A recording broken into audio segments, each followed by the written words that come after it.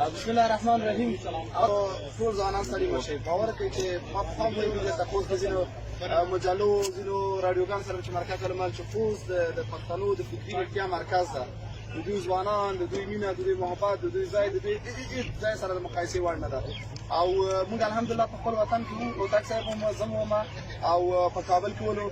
اوس خوست ته راغلو. اوس په امن زیات دی. تاسو ګورئ نو خوست ته راغلو. باور کوئ د خوست د خلکو مینه بیخي د هغه زموږ د توقع نه هم زیاته واله. یعنې واقعا د ځوانانو مینه، د ځوانانو رښتیا او هوښیاري دا مثال موږ ولاک هېڅ چېرته نه لرئ. ګورئ کابل پلازمینه ده. پلازمینه معمولا پکې هغه معمولا د زده کړو د سیاسي زور کچه کله کله اوچته وي. ول تاسو باور کوئ چې خوست تر هغه هم ډېر زیات موږ اوچته وو د ځوانانې.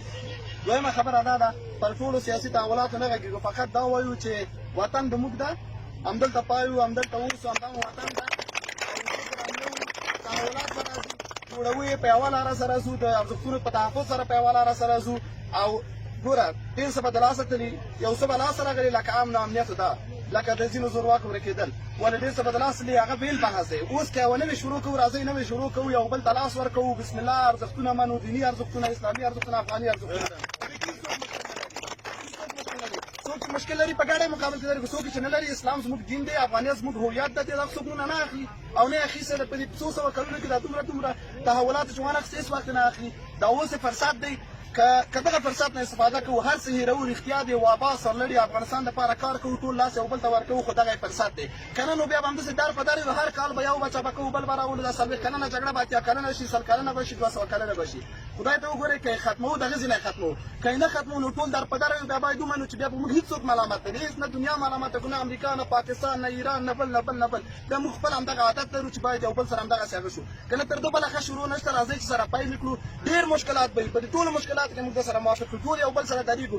زه له یوه ارزښت هم نه تېرېږم، هغه چې ملي ارزښتونه یې، اسلامي ارزښتونه یې. خو راځئ چې په خبرو سره کینو، حل یې کړو. هم نظام، هم حکومت، هم موږ او تاسې، هم ځوانان، هم مخالف، هم موافق.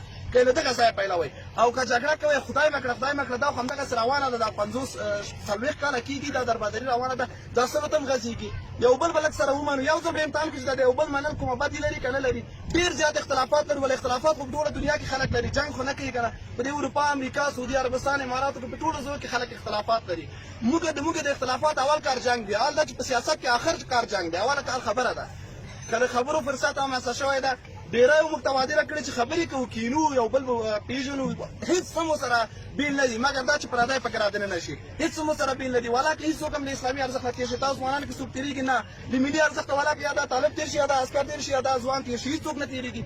نو په دې خاطر چې ټول مو مشترکات دي، دغه افغانستان ته له همدغه ځایه پیلوو. تاسو ګورئ دغسې ماحول ولاکه بیا پیدا شي. دا تصور مه کوو چې دومره جګړو وروسته دغسې حالت ته راشو. فکر مو کوو چې ټول به یو بل وژني یا به یو بل نه تښتو.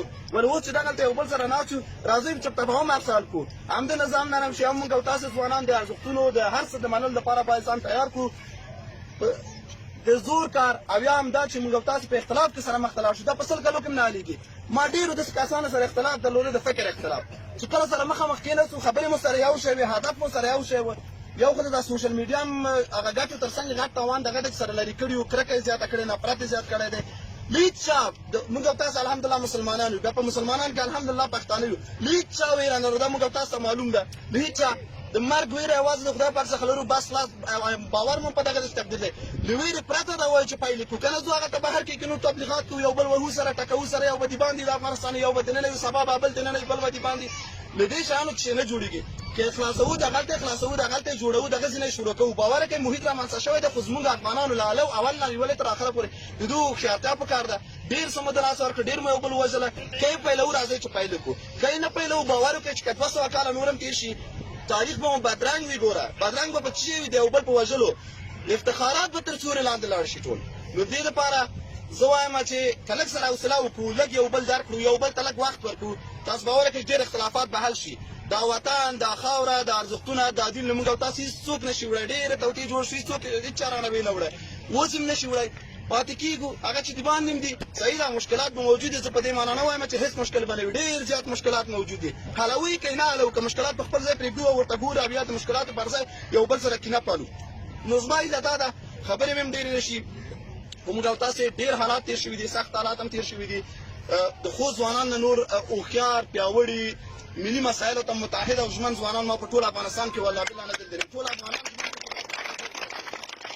هر یو سره چې کېني، هر هغې وسره چې کېنې ته وایي چې دا اوس دی یو لیسانس یا ماسټر راوسېده او ذهن په هر څه خلاص ده د دیني مسایل نیولې تر سیاسي مسایلو باور کوي چې موږ کله کله ځان ته کم راشو چې دا ځوانان دلته دومره رسېدلي موږ هلته دومره په لافو کې نه رسېدلي نو خبره دا ده چې موږ وایو د مثبت تغییر تحول مثبت یووالي د مثبت پرمختګ د مثبتو ارزښتونو تحفظ به لکه نور مسایل مو چې له خوسته پیل کړي دا به هم له خوسته پیلوو نو که یې منو دا د منلو وخت ده او که یې نه منو بیا سبا بل څوک نشي ملامتوی ملامت ټول موږ او تاسو د ماشوم نه نیولې تر ما پورې ما نیولې تر نظام پورې تا پورې هر چا پورې او که یې منو ټول به د یو ښه افغانستان په خوا ځو تاسې د پخواني او اوسني نظام د ځینو مشرانو خبرې واورئ ټول دغه وایي چې نورې سره یې رو نورې پسې راپیلوو نو چې هغوی وایي که واقعا یې وایي نو موږ او تاسو خو حاضر یو دې ته موږ هېڅ کله هم د یووالي مخالفت نه ده کړی موږ هېڅ کله هم د یو سرلوړي افغانستان مخالفت څه چې د سر په بیه ورسره ولاړ یو هغه چا سره چې د افغانستان سرلوړي غواړي سلامت اوسئ کور مو ودان ډېره مننه